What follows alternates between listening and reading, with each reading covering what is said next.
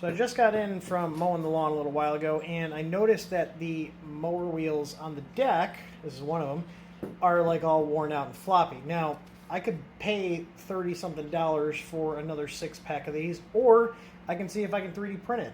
Now, I've got a whole stack of ASA back there, and I've got a big printer that's enclosed, so I'm going to check to see if I can find a similar wheel online, and if not, we're going to make one in Fusion. So let's check out Things and see if we can find something that fits the bill. So I'm not sponsored by Things or anything, but I like them because they search all the different sites. So I typed in mower deck wheel, and it looks like we got quite a few options. I scroll down here, there's a bit. So I'm going to stop this really quick and see if I can find one that matches the dimensions and center hole as the one I have on the deck now. So we got about 13 millimeters for the hole for the bolt, and the diameter is about 122. So let's see if we can find something that fits this bill. Otherwise, we're going to have to design something. So I just like to pull the models in and insert the mesh into Fusion, and we're just checking the dimensions here. So 12.936, mine was like just a hair over 13, so that'll probably be close enough. If not, I can modify this in Prusa Slicer. And let's check the outside dimension real quick. All right, now if we look here, we're at like 126. I think I was at 127, somewhere around there, but close enough for a freaking lawnmower. What do you guys think?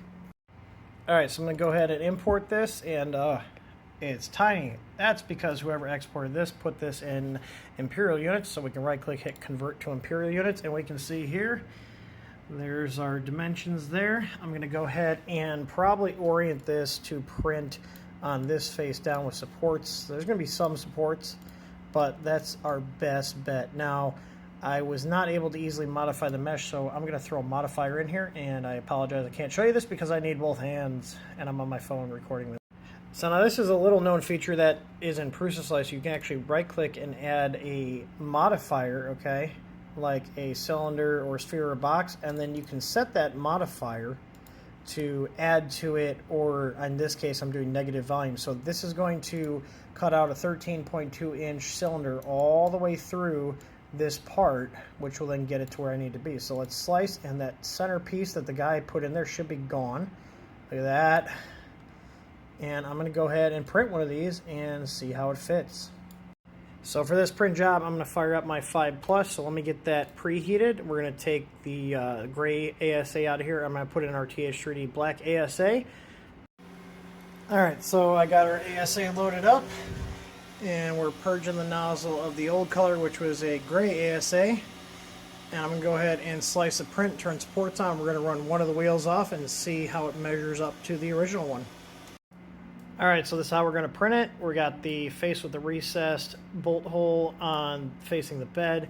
We're going to go down, and you can see the supports where they're going to come in, support that center piece. We should be able to break these out pretty easily. And I know I said 13.2 inches.